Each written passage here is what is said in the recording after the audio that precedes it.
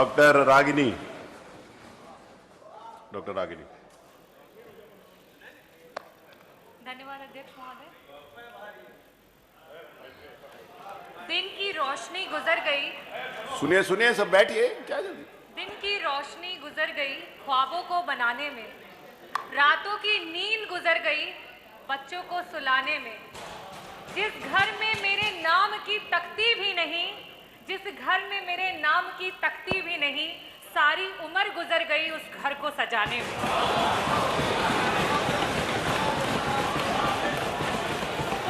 आदरणीय अध्यक्ष महोदय, आज आजादी के 75 वर्षों में पहली बार देश की सबसे बड़ी सदन उत्तर प्रदेश की सदन में सिर्फ और सिर्फ महिला विधायकों को बोलने का आपने अवसर दिया। मैं उसके लिए आपको हृदय से धन्यवाद करती हूँ। मैं धन्यवाद करना चाहूँगी समाजवादी पार्टी के राष्ट्रीय अध्यक्ष श्री अखिलेश यादव जी का, आदरणीय डिम्पल भाभी का, जिनकी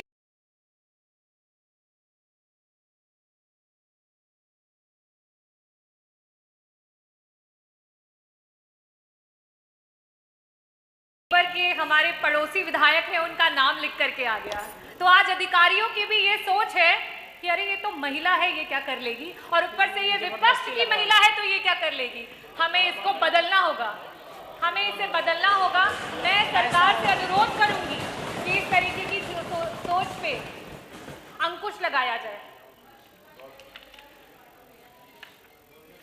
साथ ही साथ मैं अपनी महिलाओं को भी कहना चाहूंगी कि ये वक्त आ गया है कि हमें आगे बढ़ना होगा, हमें देश का प्रतिनिधि बनना होगा, हमें आगे बढ़ करके देश को तरक्की के रास्ते पे लेके जाना होगा।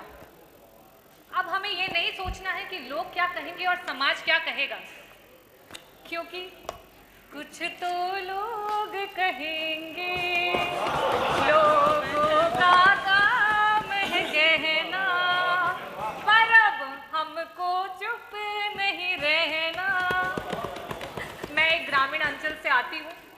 मैं आज जो मुझे मौका मिला है उसके माध्यम से अपने विधानसभा की सारी मेरी माताओं और बहनों को दिल से धन्यवाद करती हूँ कि उन्होंने मुझ पे इतना भरोसा जताया और मुझे जिता करके यहाँ पे भेजा।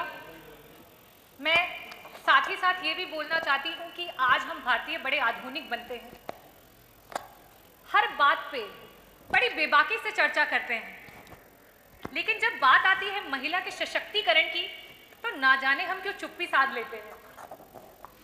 हम क्यों भूल जाते हैं कि भारत की आज़ादी में महिलाओं का बलिदान कहीं से कम नहीं था। चाहे वो रानी लक्ष्मी बाई रही हो, चाहे वो झलकारी देवी रही हो, चाहे महारानी अहिल्याबाई होलकर रही हो, चाहे ज्योतिबा फूले जी रही हो, और साथ ही साथ चाहे वो मातंगी देवी रही हो जिन्होंने वंदे मातरम कहते कहते अपने प्राणों की आहुति दे दी, चाहे वो कनकलता रही हो जिन्होंने 17 साल की उम्र में हाथ में राष्ट्रीय ध्वज को लिए वीर गति को प्राप्त हो गई हो। हमें उन बातों को नहीं भूलना चाहिए और शायद इन्हीं बातों को भूलने की वजह से आज महिलाएं पीछे छूटती चली जा रही हैं। मैं आज इस सदन के माध्यम से ये कहना चाहती हूँ, मैं ग्रामीण अंचल से आती हूँ और वहाँ पे मैंने कई बार सुना है, तो मैंने कहा कि यहाँ से एक मैसेज देना बहुत ज़रूरी है। बहुत सारे लोगों को ऐसा लगता है कि हम महिला के प्रतिनिधित्व में पीछे उसके चल रहे हैं। हम कैसे महिला के पीछे चल सकते हैं? तो मैं उन सबको बोलना चाहती हूँ कि हम आपको पीछे नहीं चला रहे हैं, हम चाहते हैं आप हमारे बगल में हमारे साथ साथ चलें। अल्बर्ट कामू ने कहा था, I don't want you to lead me, I don't want you to walk behind me, I want you to walk by my side. और यही हमारी सोच है और मैं मानती हूँ कि इस सदन में बैठी सारी जितनी भी महिला जनप्रतिनिधि हैं उनकी भी यही सोच है। मैं धन्यवाद करना चाहूँगी आदरणीय मुख्यमंत्री जी को कि जिस दिन मॉनसून का पहला सत्र था उस दिन हमें अंदर नहीं आने दिया। मैं पूछना चाहूँगी हमारी पक्ष के विधायकगण से दिल पे हाथ रख के बताइए, क्या आपको अच्छा लग रहा था यहाँ की सारी सीटें खाली थी? इस सदन की शोभा तभी तक है जब तक पक्ष और विपक्ष साथ में यहाँ पे बैठता है। जब तक पक्ष और विपक्ष साथ में बैठता है तभी तक हमारा लोकतंत्र मजबूत है। और जिस दिन यहाँ से विपक्ष हट जाए, और अपने प्रदेश की महिलाओं के ये बोलना चाहूंगी, सुनो द्रौपदी शस्त्र उठा लो, कानों पर पहरा भी है। तुम ही कहो ये अश्रु तुम्हारे किसको क्या समझाएंगे। सुनो द्रौपदी शस्त्र उठा लो, अब गोविंद ना आएंगे, अब गोविंद मजबूत है। और जिस दिन यहाँ से विपक्ष हट जाएगा उस दिन लोकतंत्र की धज्जियां उड़ जाएंगी। और उसी प्रकार से मैं कहना चाहूंगी, सम्मान है। मैं धन्यवाद करना चाहूंगी हमारी समाजवादी पार्टी की सोच को, जो सोच कहती है कि नेतृत्व का कोई जेंडर नहीं होता, नेतृत्व का होता है एक विचार, एक सोच, एक विचारधारा जिससे आप लोगों को खुद से जोड़ते हैं। राम मनोहर लोहिया जी ने कहा था, देश का विकास तभी होगा जब देश में नारी का विकास होगा। जब नारी विकास करेगी तभी देश का विकास होगा। आज से कई सालों पहले जब अध्यक्ष जी, आप, मेरे पिता, उनके सहपाठी जब स्कूल में जाया करते थे तो वहाँ पे पढ़ाया जाता था कि 3 प्रकार के देश होते हैं, विकसित देश, विकासशील देश और अविकसित देश। और तब वो अपने अभिभावकों से पूछते थे कि हमारा देश विकासशील की श्रेणी में आता है, ये कब तक विकसित हो जाएगा? तो उन्हें कहा जाता था, कुछ नहीं, आज से 8-10 सालों में हमारा देश विकसित हो जाएगा। अध्यक्ष जी, आपके बाद हमने भी स्कूल की पढ़ाई की, हमने भी स्कूल जाना शुरू किया और हमें भी वही पढ़ाया गया। और हमने भी जब ये पूछा सवाल तो हमें भी वही उत्तर मिला। आज एक नई जनरेशन स्कूल जाने को तैयार है, लेकिन आज ये देश अपना जवाब नहीं बदल पाया है। क्या हमने कभी इस बात पे मंथन किया है? आज ये जो स्पेशल सेशन बुलाया गया है, ये सत्र ही उसका जवाब है कि आज जो हम 403 विधायकों में सिर्फ और सिर्फ 47 महिला विधायक हैं, वो उसका जवाब है कि जिसकी वजह से आज हमारा देश विकासशील से विकसित देश नहीं हो पाया है। मैं आज बताना चाहती हूँ कि अगर हम देश में देखें कि महिलाओं का राजनीति में नेतृत्व के परसेंटेज को निकालें तो सिर्फ और सिर्फ 9% महिलाएं हैं जो पूरे देश में जनप्रतिनिधि के रूप में अपना नेतृत्व कर रही हैं। और इस आंकड़े को अगर हम किसी भी डेवलप कंट्री से कंपेयर करें तो वहाँ पे जो देश विकसित हो चुके हैं उसका कारण भी हमें साफ साफ समझ में आ जाता है कि वहाँ पे अगर राजनीति में महिलाओं का अगर हम देखें कि क्या कंट्रीब्यूशन है तो वो 30% तक पहुँच चुका है। और हमें भी अब इस पे विचार करना ज़रूरी है। और इस सदन के माध्यम से मैं आग्रह करना चाहूँगी कि महिलाओं को हर क्षेत्र में आरक्षण देने की जिम्मेदारी इस सरकार को उठानी चाहिए, इस प्रदेश को उठानी चाहिए और इस देश को उठानी चाहिए।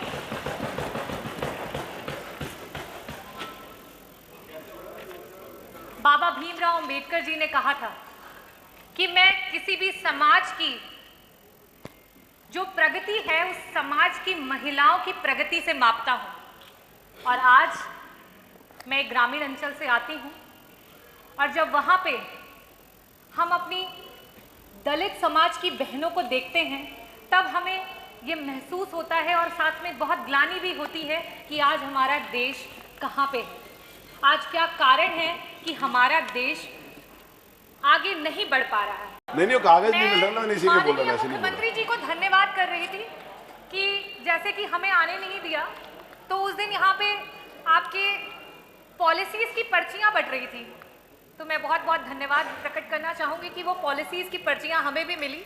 तो मैं उसके बारे में बताना चाहती हूँ। उसमें आपने विवाह के लिए कन्या अनुदान देने का एक संकल्प लिया है। कोरोना काल में बहुत सारे गरीब परिवार अपने बच्चों की शादी नहीं कर पाए। वो गरीब माता पिताओं ने अभी कुछ महीने पहले जब शादी का सीज़न था तब वो अपने बच्चों की शादी कर रहे थे।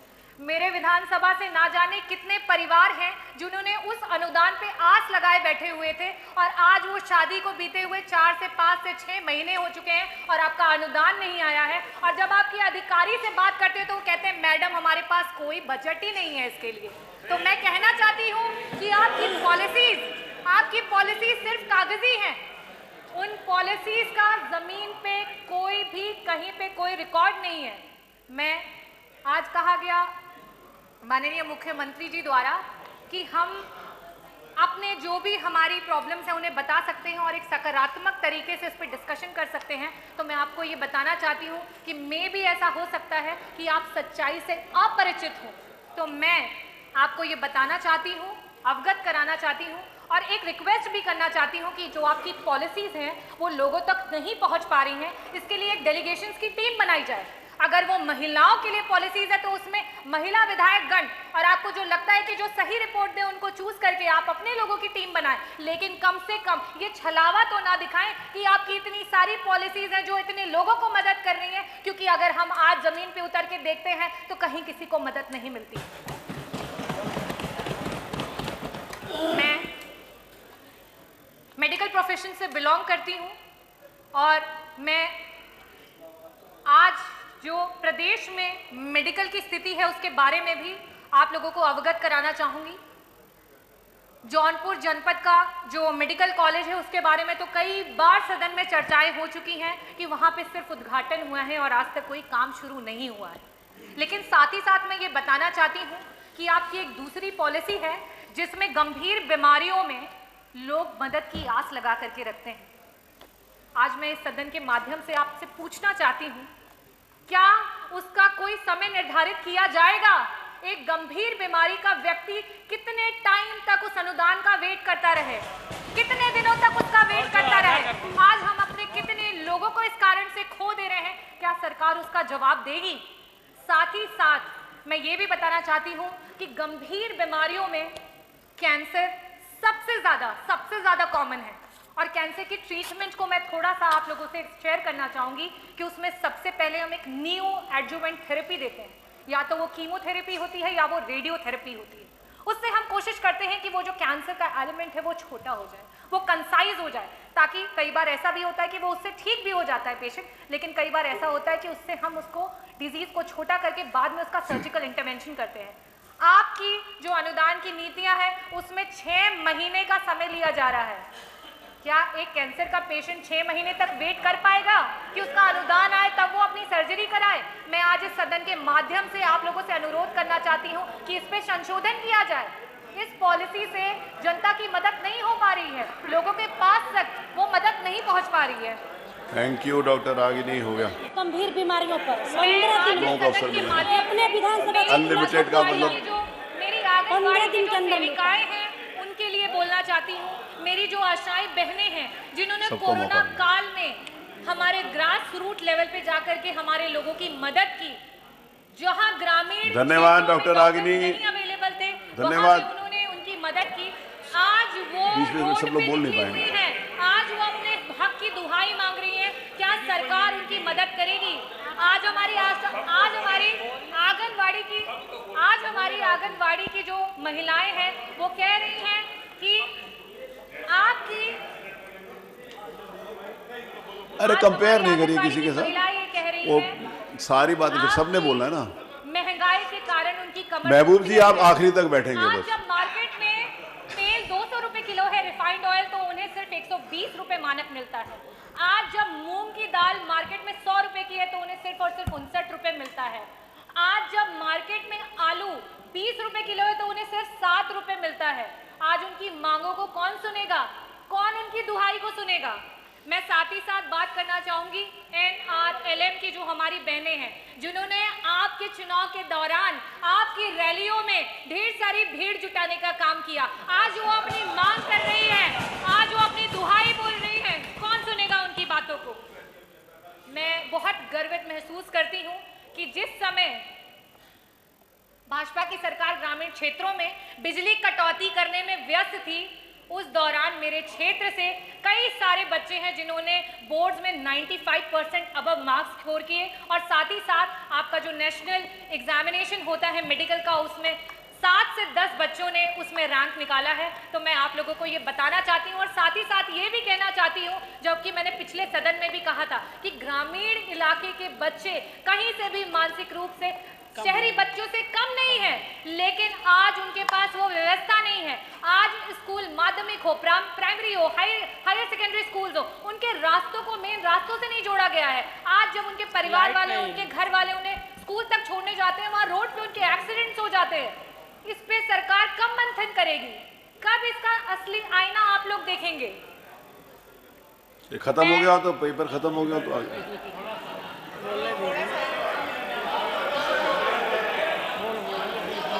मैं साथ ही साथ बोलना चाहूंगी, ये जीरो टॉलरेंस की सरकार है, और आदरणीय हमारे मंत्री जी, सांसदीय कार्य मंत्री जी ने कहा था कि जीरो टॉलरेंस की डेफिनेशन ये नहीं है कि कोई अपराध नहीं होंगे। जीरो टॉलरेंस की डेफिनेशन ये है कि सरकार अगर इस तरीके की चीजें होती हैं तो उस पर तुरंत और सख्त कार्रवाई करेगी। लेकिन आज जो मैंने 56 में मांग उठाई उसमें FIR नहीं हुआ, और इस तरीके की बहुत सारी केसेस हैं जिसमें महिलाओं को रात रात भर खाने पे बिठा के रखते हैं और उनकी कोई FIR नहीं लिखी जाती है, कोई मांग को नहीं सुना जाता है। उस पर सरकार कब मंथन करेगी और कब ऐसे लोगों के अगेंस्ट में एक्शंस लिए जाएंगे? साथ ही साथ मैं ये भी कहना चाहती हूँ कि शायद आप लोगों को ना पता चल पा रहा हो और फिर से आप सच्चाई से अनजान हो, तो आज थानों पे सिर्फ और सिर्फ वसूली भाई बैठे हैं और रक्षक भक्षक बने हुए हैं। कृपया करके इसका भी निवारण निकाल दें तो मैं बहुत बहुत आभारी रहूंगी आपकी। Thank you. मैं लास्ट में अपने देश की महिलाओं के लिए कुछ चंद लाइनें बोलना चाहूंगी। आप देंगे, वो दे रही है सुझाव कि आप देंगे सुझाव? मैं अपनी देश की महिलाओं के लिए और अपने प्रदेश की महिलाओं के लिए बोलना चाहूंगी। सुनो द्रौपदी, शस्त्र उठा लो, कानों पर पहरा भी है। तुम ही कहो ये अश्रु तुम्हारे किसको क्या समझाएंगे। सुनो द्रौपदी, शस्त्र उठा लो, अब गोविंद ना आएंगे, अब गोविंद ना आएंगे।